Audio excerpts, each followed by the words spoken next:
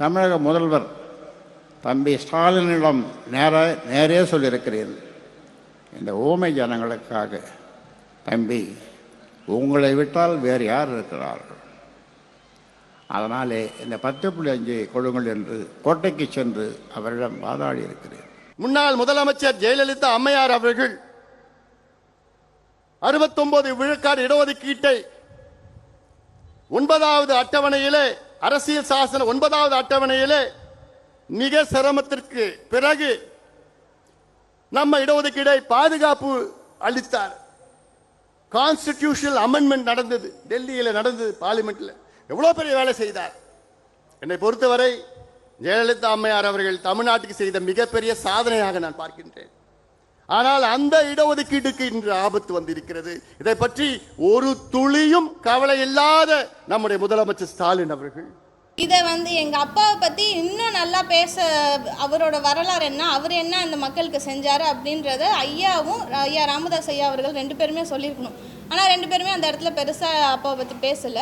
அந்த கூட்டமே வந்தது எங்க அப்பாக்காக வந்த கூட்டம் தான்.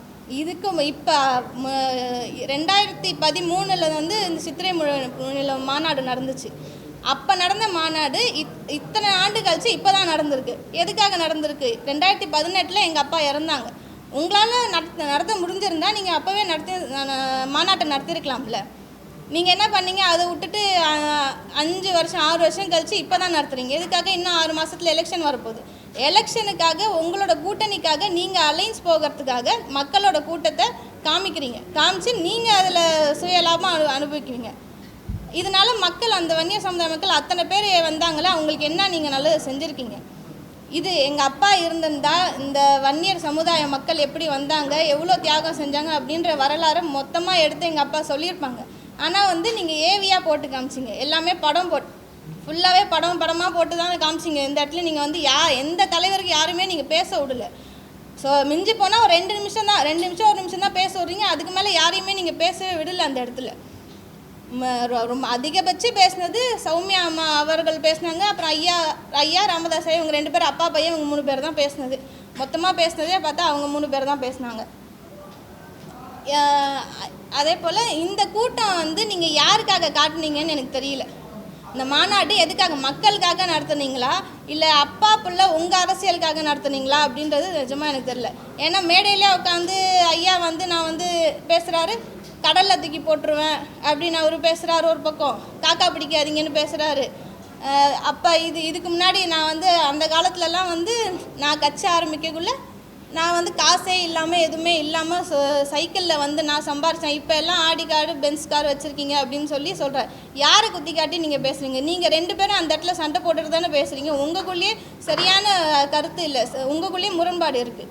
அப்படி இருக்குள்ள நீங்கள் 2 பேரும் சேர்ந்து இந்த மக்களுக்கு எந்த நல்லதை நீங்கள் சொல்லி புரிய வச்சுருப்பீங்க? அவங்களுக்கு என்ன நல்லது செஞ்சுருப்பீங்க? நீங்கள் சொல்கிறீங்க இந்த மாதிரி இது 27 10.5க்காக நாங்கள் போராடுறோம் அப்படின்னு சொல்லி இதையே தான் நீங்கள் சொல்லிட்டு இருக்கீங்க. ஒரு இடத்துலையும் சென்ட்ரல் கவர்மெண்ட்டை பேசுகிறீங்க, ஸ்டேட் கவர்மெண்ட்டை பேசுகிறீங்க, எல்லாரையும் பேசுகிறீங்க. ஸ்டாலின் ஐயா அவர்களை சின்னையா சொல்கிறாரு, ஸ்டாலின் ஐயா அவர்கள் அவர் தான் கொடுக்கணும், அவரால் கொடுக்க முடியல, அவர் ஏன் கொடுக்கல, அவரை கேட்டால் சென்ட்ரல் கவர்மெண்ட்டை கேளுங்க அப்படின்னு சொல்கிறாரு. ஆனால் ஐயா என்ன சொல்கிறாரு? தம்பி ஸ்டாலின் அவர்கள் தான் இதை கொடுத்தாகணும் அப்படின்னு சொல்லி அவர் சொல்கிறார். உங்கள் 2 பேருக்கிட்டையுமே சரியான பேச்சு, 2 பேரும் மாற்றி பேசுகிறீங்க. நீங்கள் 10.5க்கு இவ்வளோ பேசுகிறீங்களே, ஒன்றுமே இல்லை. 27 தியாகிகள் செத்தாங்கல்ல, அவங்களால வந்த கட்சி தான் இது, அவங்களால வந்த கூட்டம் தான் இது, எங்கள் அப்பாக்காக வந்த கூட்டம் தான் இது. அவங்கள அங்கீகாரப்படுத்தி எந்த இடத்துலையுமே நீங்கள் பேசலை. நீங்கள் அவ்வளோ நல்லது பண்ணுறவங்களா இருந்தால் 27 தியாகிகளோட குடும்பத்தை கூப்பிட்டு நீங்கள் அங்கே முன்னாடி உட்கார வச்சுருந்துருக்கணும். உங்கள் மருமக உட்காந்துருக்காங்க, உங்கள் ஃபேமிலி மொத்தமும் முன்னாடி உட்காந்துருக்கு.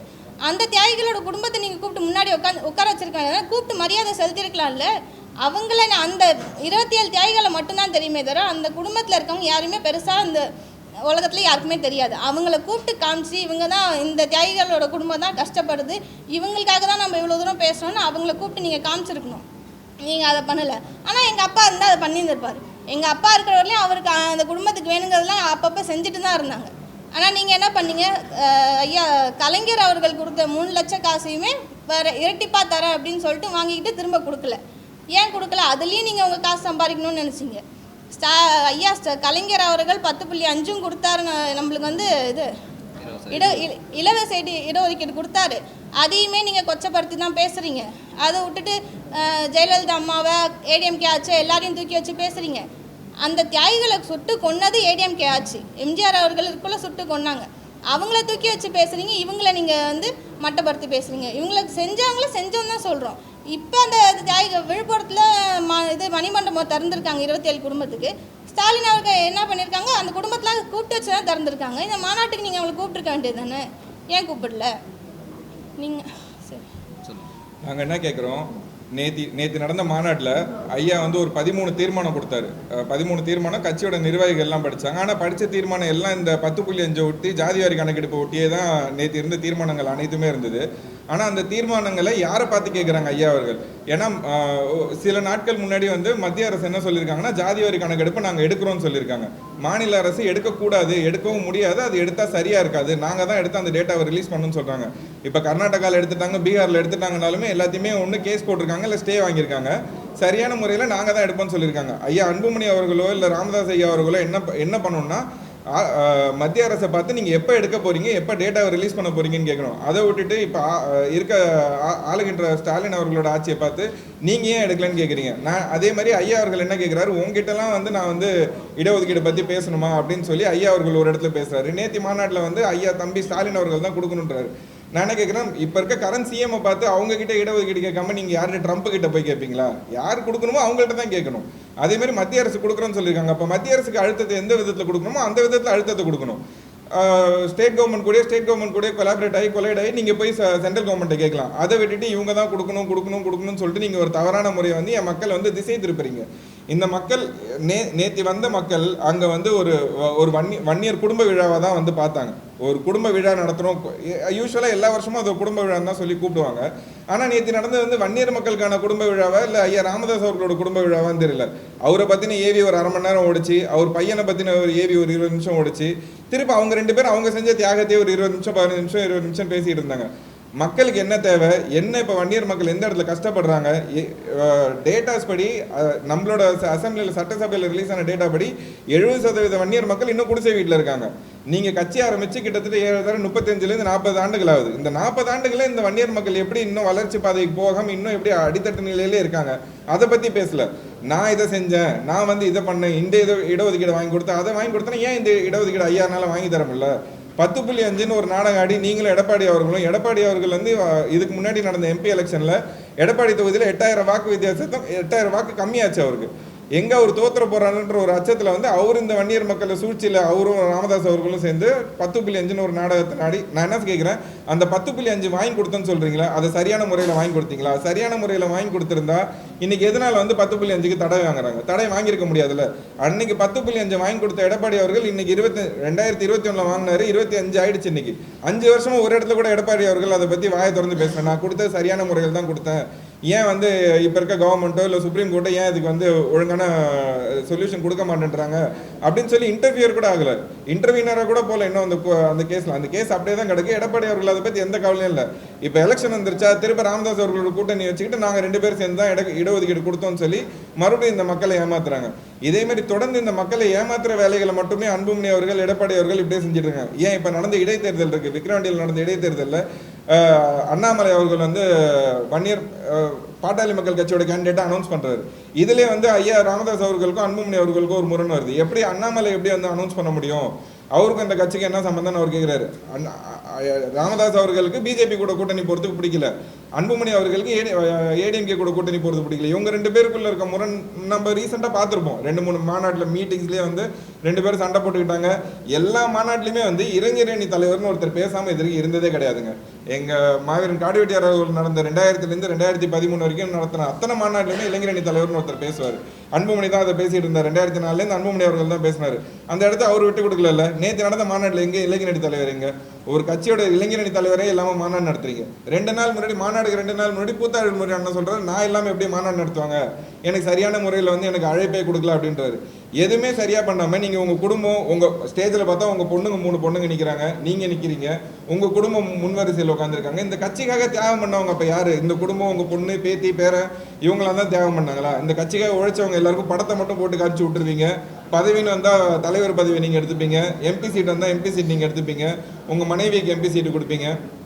இதேமாரி இது குடும்ப கட்சினா குடும்ப கட்சின்னு மாற்றிட்டு போயிடுங்க. எதுக்கு இந்த மக்களை அதே போல ஏமாத்துறீங்க? சௌமியா அம்மா அவர்கள் ஆயிரங்காலத்தாலோட வாட்டர் ட்ரீட்மெண்ட் இது பிளான்ட் சொல்லி அதில் வந்து அவங்க பேரை வைக்க சொல்கிறாங்க.